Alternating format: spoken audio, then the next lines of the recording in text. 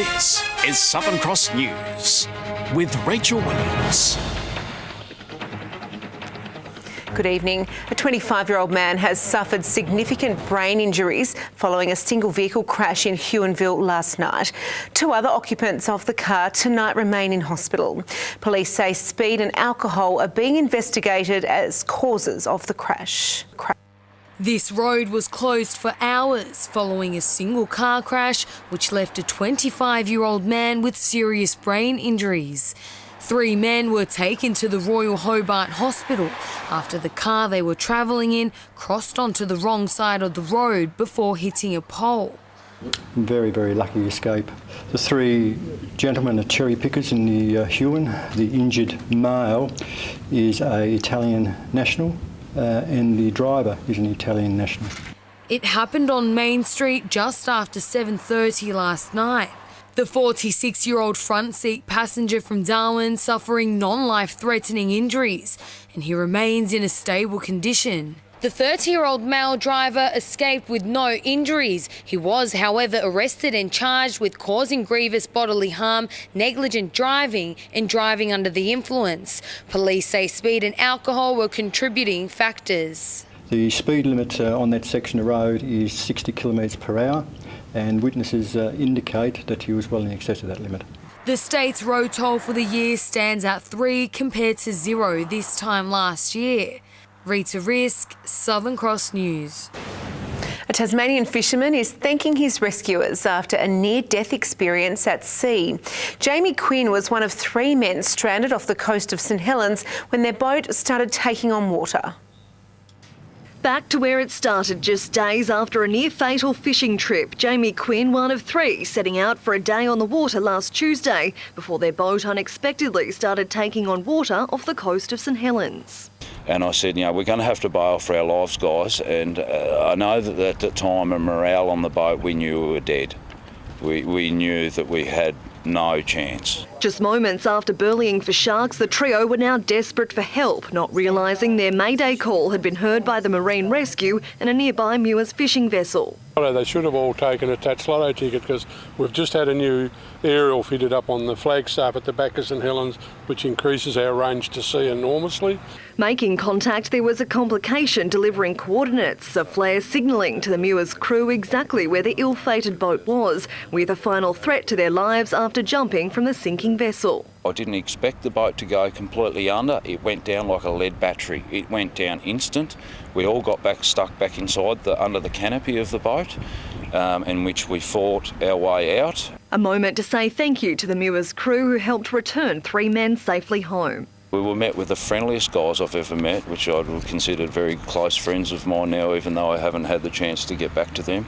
It's the combined team effort that's been attributed to such a successful outcome. The support of the Marine Rescue inspiring a new passion for one very lucky fisherman. We got saved by them, and it would make me feel good if I was to be able to do the same for someone else. Jacqueline Robson, Southern Cross News. The Liberals are promising to build a new bridge connecting the East and West Tamar highways if re-elected. The proposal is part of a $92 million package to improve traffic flow in Launceston.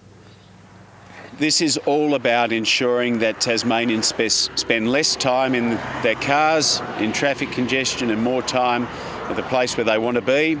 This is about ensuring that all road users have efficient transport networks that are also safer. It'll be transformational for the Tamar Valley. It'll allow people who work over this side, at this area of Launceston, to be able to switch across between West and East Tamar very simply and relieve the congestion in the middle of the cities. Labor is vowing to have further infrastructure announcements in the lead up to the March election. Thousands have flocked to Launceston's first ever Bloc party as part of Mona's Festival of Music and Art. The free 9-hour event is underway as MoFo expands into the north, bringing cutting-edge culture to the city. It's described as weird, wacky, wonderful, innovative. MoFo breathing life into Launceston with thousands expected by tonight. So there'll be 1,000 people circulating with these onesies on. Bands playing inside, outside, art installations, people circulating, and it's just going off.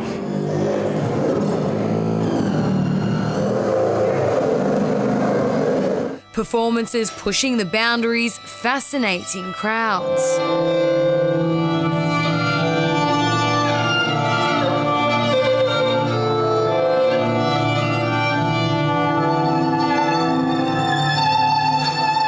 These two creating music as they go, delving into the now. Music in some ways is very much about the medium of the moment, more than probably any other art form. And so we work in that moment, and we try to engage in that moment, and then the moment's gone. 1,000 onesies made for the crowd, gone in under 2 hours.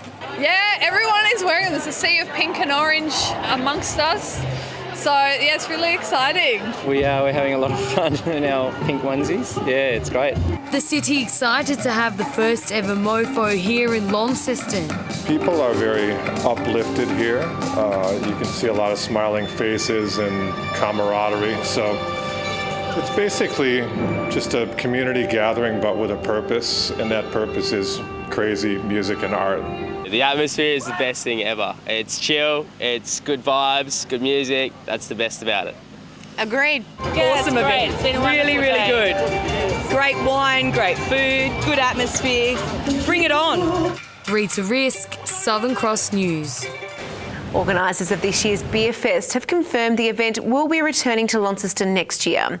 Around 7,000 people attended Royal Park yesterday, sampling some of the best brews from around Tasmania and the nation. Royal Park has also been locked in as the event's 2019 venue. The Hobart Hurricanes horror run has continued, going down to the Melbourne Renegades by 10 wickets at Blunston Arena today. The visitors needed just 11 overs to chase down the Canes' total, keeping them winless at the bottom of the WBBL ladder. As she's done all tournament, Hayley Matthews breathed life into the Hurricanes' order, helping the home side off to a promising start with the bat.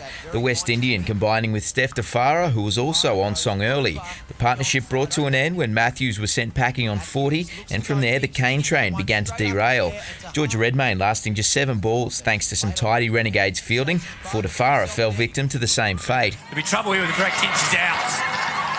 The wickets continued to fall, with the home side all out for 100 in the 18th over. Sophie Molyneux and Emma English wasted no time chasing it down, belting the Canes' attack around Blunston and needing just 11 overs to get it done, handing Hobart its 9th straight loss. Meantime, a 2-time Hobart International winner was crowned for the first time in the event's 25-year history overnight, with Elise Mertens overcoming opponent Mihaela Buzanescu and a series of lengthy rain delays, closing out the match in the 3rd set after the Romanian fought back to take the second.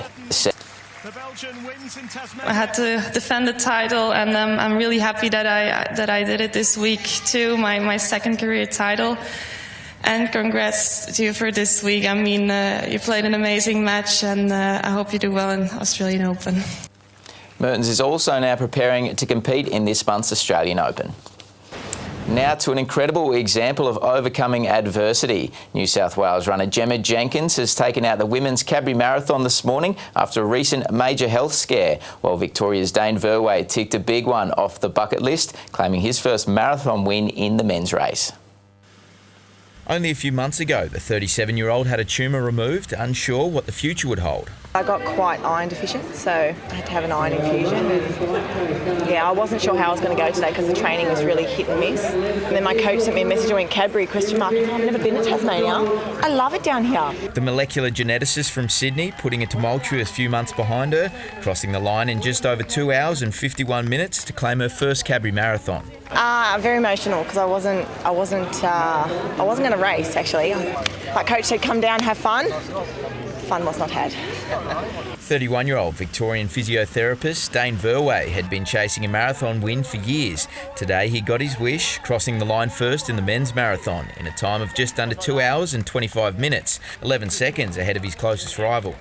Yeah, I was still in a bit of disbelief. It was bloody hard. That was one of the best feelings crossing the line. I entered it a few months ago because I wanted to win a marathon, so I did that. Rio Olympian Liam Adams fell short of the course record he set 2 years ago, but was never in doubt in the men's half marathon, notching up his first big win of the year as he waits to hear if he'll be heading to the Gold Coast in April for the Commonwealth Games.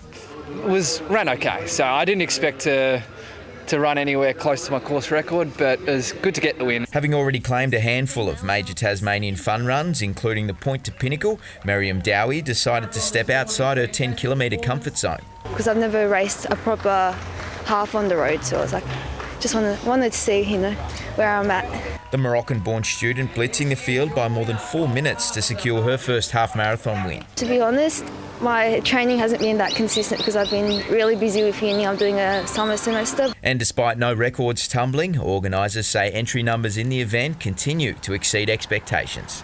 2,300 participants, 800 of them from interstate and overseas, around 30 countries represented, some great racing.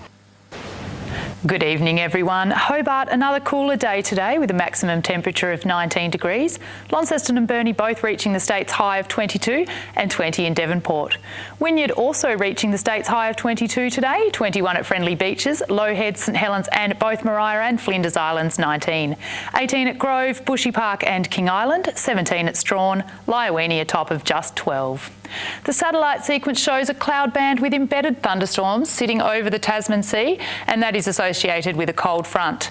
Low cloud lies over eastern Victoria and Tasmania. Ex-tropical cyclone Joyce is over the Gascoyne region of Western Australia, while high-level cloud streams away from that system to the southeast. On the close-up, near stationary low-level cloud with bands of middle and high-level cloud cross the state during the day.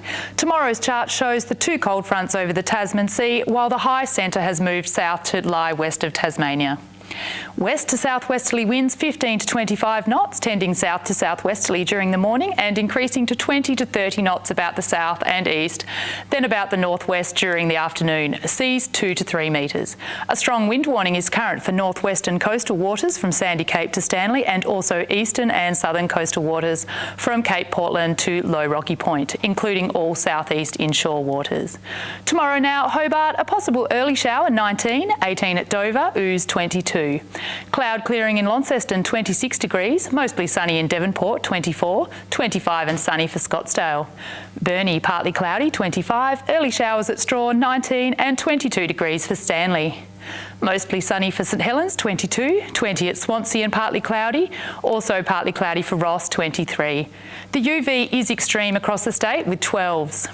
Fine weather on Tuesday apart from possible showers in the northwest. Wednesday also fine with the exception of possible showers in the southwest. Fine and partly cloudy for Thursday.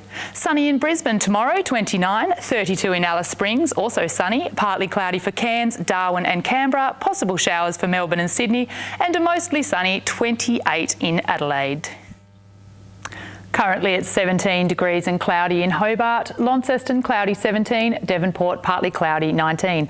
And Rach, with the Mofo Bloc party on, I expected to see you in a pink onesie tonight. Yeah, no, I don't think I'm fashionable enough for that. Thank you for that, Carmen. Well, that's all your news for now. Thanks for joining us. Have a great week. Good night.